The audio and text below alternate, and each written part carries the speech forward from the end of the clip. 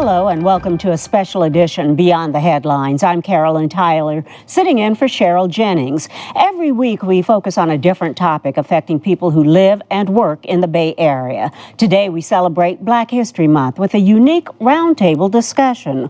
We've invited 4 Bay Area leaders to talk about their personal experiences and the opportunities and challenges facing our local African American community. But first, before we begin, he campaigned for change. And on January 20th, 2009, he changed history. Barack Obama took the oath as the 44th President of the United States, breaking a 220-year-old mold in which only white men held the office. In his inaugural address, President Obama boldly challenged Americans to remake America. ABC's TJ Winnick filed this report on Inauguration Day. It was, quite simply, history. I, Barack Hussein Obama, do solemnly swear that I will execute the office of President to the United States faithfully. That I will execute. While Chief Justice John Roberts might not have recited the oath of office word for word, faithfully the office of President of the United States. The office of President of the United States faithfully. And will, to the best he could not trip up Barack Obama, who, after getting a thumbs up from daughter Sasha, addressed the nation and the world as the 44th and first African American President of the United States. Today I say to you that the challenges we face are real. They are serious and they are many. They will not be met easily or in a short span of time. But know this, America, they will be met. An estimated 1.9 million spectators who braved frigid temperatures and packed the National Mall heard Obama offer new beginnings. To the Muslim world, we seek a new way forward based on mutual interest and mutual respect. An appeal for a new era of responsibility. A recognition on the part of every American that we have duties to ourselves, our nation, and the world. Duties that we do not grudgingly accept, but rather seize gladly. At the ceremonial lunch at the Capitol, Senator Ted Kennedy, battling brain cancer, had to be rushed to the hospital after apparently suffering convulsions. I would be lying to you if I did not say that right now a part of me is with him. But afterwards, it was a return to the business at hand, as the new President and First Lady greeted hundreds of thousands of onlookers gathered along the inaugural parade route. So let's introduce our distinguished panel now. London Breed is Executive Director of the African American Arts and Culture Complex. Reverend Dr. Joseph Bryant Jr. is Senior Pastor at Calvary Hill Community Church. Chris Chapman is Executive Director of the Office African American Male Achievement for the Oakland Unified School District. And we also have Lieutenant Danielle Outlaw with the Oakland Police Department. You know, we are celebrating Black History Month, and President Obama has issued a proclamation saying, among other things, that extraordinary progress has been won by the tears and toil of our predecessors, but barriers still remain, he says, on the road to opportunity, something that we all know. His election did knock down the last racial barrier in politics, but I'm wondering, London, what impact you think that's having on average Black Americans? Well, I think that the momentum of the movement initially was wonderful and inspiring to young people, especially African Americans. But now, you know, the fanfare has died down and things have changed and reality is sitting in. And kids are inspired, but in different ways. But they're also feeling a lot of hopelessness in their communities when they're still dealing with issues of violence, when they're still dealing with issues in their schools and they're not being educated properly. So, yes, it's had a great impact, but there's work that needs to be done on the home front in order to deal with that. And when London talks about some of those issues in terms of education, Chris, what do you see as opportunities and challenges? As far as opportunities, I feel that it's an opportunity for us to re-engage our community. I feel as an opportunity, it's an opportunity to support the Oakland Unified School District that is looking at providing the holistic needs of children, not just within the school or within a classroom, but really re-engaging the community around addressing the needs of our children. As far as needs or struggles, I mean, I think the biggest probably being the state allocation of money money to support public education, which now is commensurate to what we used to spend in 1999, 2000. We're now spending here in 2011 the same ADA of about 10 years ago, and that is a big issue and a big concern.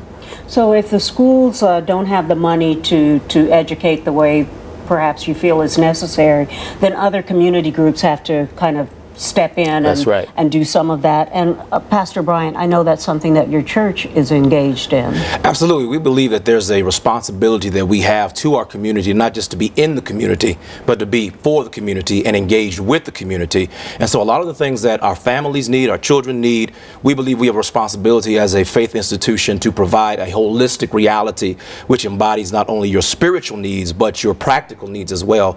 And so our church is committed to making those type of strides to engage families and teach children the value of education, and then provide outlets for them to grow in holistic ways, and not just to come there and have their souls saved, but also to have their lives changed by the kind of programs we can offer through the church.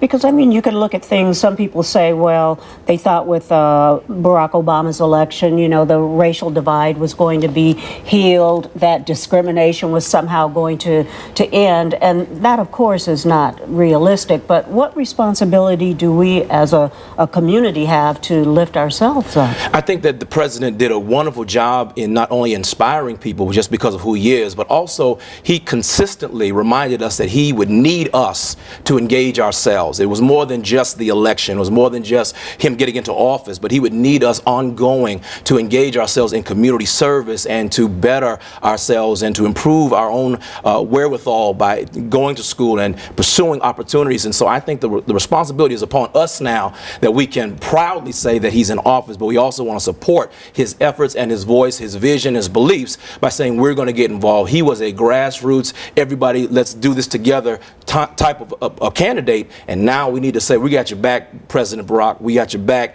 because we're not just looking at you on a stage and on a platform, but we're going to do our part to be engaged to make the same kind of changes in our world that you're making in the whole world.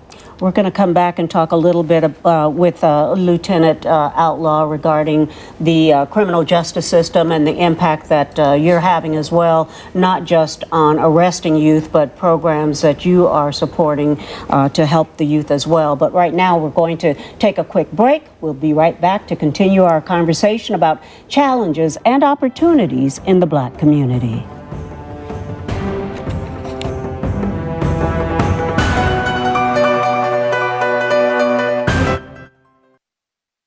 Welcome back to Beyond the Headlines. Today we have a special roundtable discussion with 4 outstanding leaders in our Black community.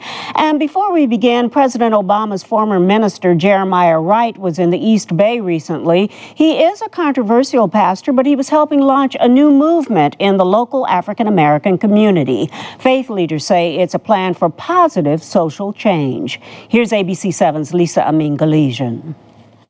The African-American community in the Bay Area has made national news for situations that have not always been in the best of light. On this New Year's Day, the people of the Baptist Ministers Union, or BMU, are committed to change. They say they don't like what they're seeing in their cities.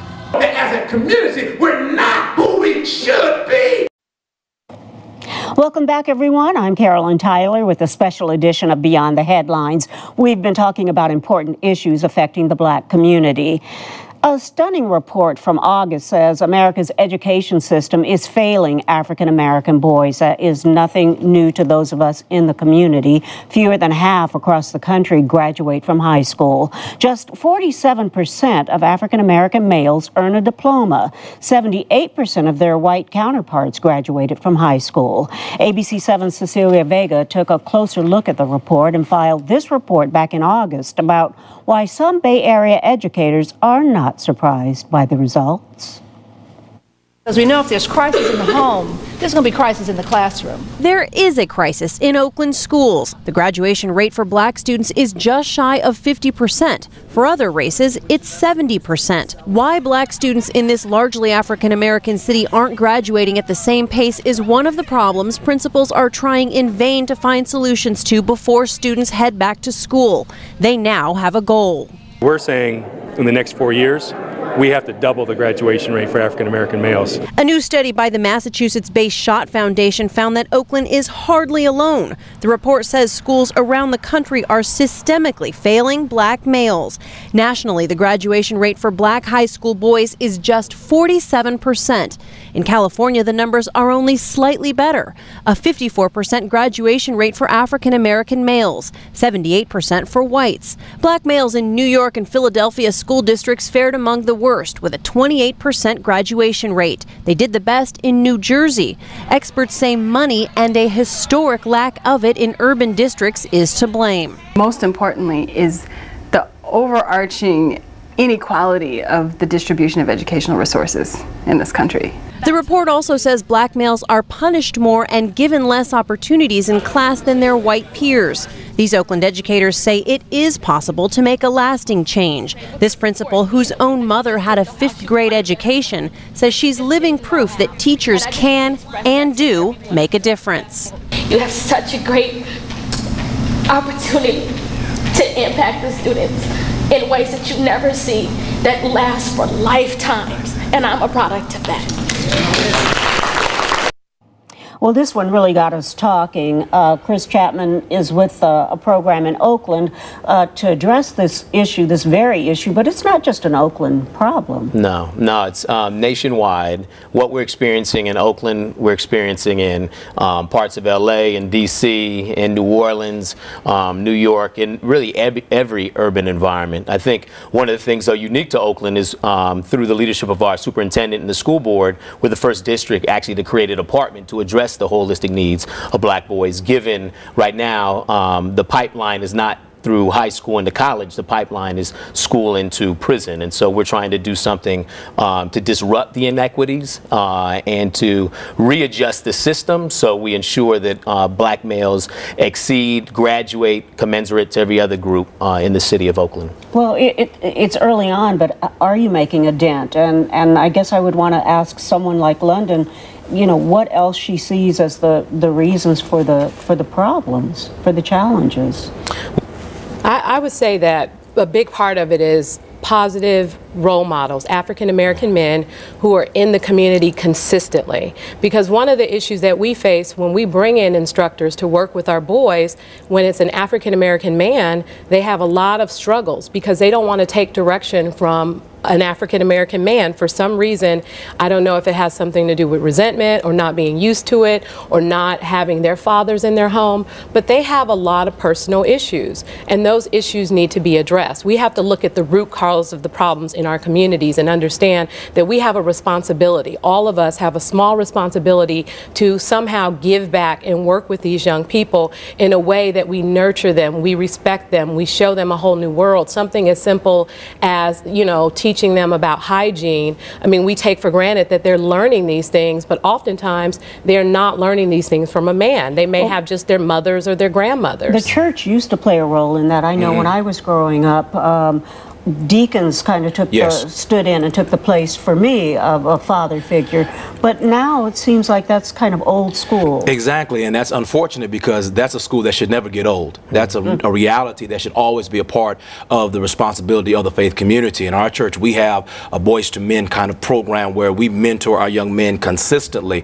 Our Brotherhood men's group, we take boys out to games, we take them bowling, we take them fishing, we engage with them academically, we stop by the school. You know, we do a lot of things that say we want to be actively involved, and so the resentment that London talked about is very real. I mean, the young people have these issues and this tension because it's unfamiliar or it's new or it's different or they're still angry, and yet we try to love them through, but it has to be consistently done. Yes, definitely. And the other thing, I mean, one of our programs, our kids, boys in particular, they take ballroom dancing, etiquette classes, you know, and the thing is we pay them a stipend, because we don't take for granted that they are going to have access to funds. We don't want them out there doing illegal activities, so that's the incentive. And so then they feel empowered and they feel responsible as if it's a job. And so then they're saying, well, I gotta go do this ballroom dancing thing, you know, and it doesn't like, you know, well, it's my job, I gotta do it. Well, somebody's paying you to do ballroom dancing, but they are amazing. And when they dressed up and they performed for their friends and family in the community, there was this whole sense of pride in the younger kids who performed, looked at them and was thinking, well, I want to be like this. So where is the next generation of kids that are inspiring the smaller generation to say, I want to be like that? So we're missing a whole generation through violence and through, you know, the prison systems. So we have to focus on prevention. We have to get in there now, and we have to stay consistent. We can't go away. And quickly, Chris, I was asking you about success rates. Do you have any data yet, or is it too early? Now, this first year is really about engaging the community around our 7 core goals. So eliminating the achievement gap, cutting incarceration rates in half, increasing the attendance, getting the literacy rates for African American males so they're equal to other groups as well. And so really it's kind of identifying best practices within Oakland, looking at research nationally, and then putting forward recommendations that will be embedded in the next strategic plan for Oakland Unified School District. But simultaneously, though, we too have initiatives going on right now, one of which is a manhood training, because we found out in Jersey, Baltimore, Long Beach, and Fresno that if you actually put in during the school day a manhood development training, and ideally this would be happening at home, but it's not happening enough, that attendance increases by 80%. Discipline is cut. I mean, discipline is pretty much eliminated. And so at Skyline High School, Tech, and Ojai, we actually have cohorts of 9th grade boys that are going through manhood training for credit with brothers that are in the community now, in the school, and working with them. And really, Dr. Nobles gave me this word. It's the system that really is pushing our boys out. And if we can inoculate them with the skills and the capacity to navigate through that system, things will change. And so right now, we're looking at putting in place programs during the school day, but also then trying to change the school day conditions through more project-based learning, creating stronger school culture, and what have you. All right, sounds good. We will certainly be looking to see how that progresses. We're going to have to take another quick break. We'll be right back to continue our conversation about challenges and opportunities in our African American community. Stay with us.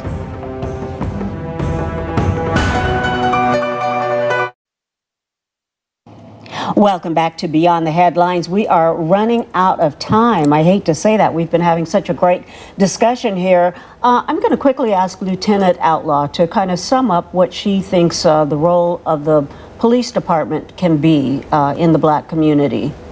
You know, law enforcement really has evolved from strictly law enforcement to public safety, so that encompasses so many areas outside of the criminal justice system. So again, it does bring in the schools, it brings in partnerships within the community, also the faith-based community. There's so many core issues, again, that need to be addressed. And we are here, of course, to provide whatever assistance that we can, either, you know, whether it's from the law enforcement angle or even just as people, because we are people, we're parents with children in the very community that we serve. And everyone here talked about forming alliances with each other, so if nothing else, thank you for being here and being willing to do that. We are out of time. I want to say a very special thanks to our guests today. That is it for this special edition of Beyond the Headlines. Information about the show is available on our website, abc7news.com.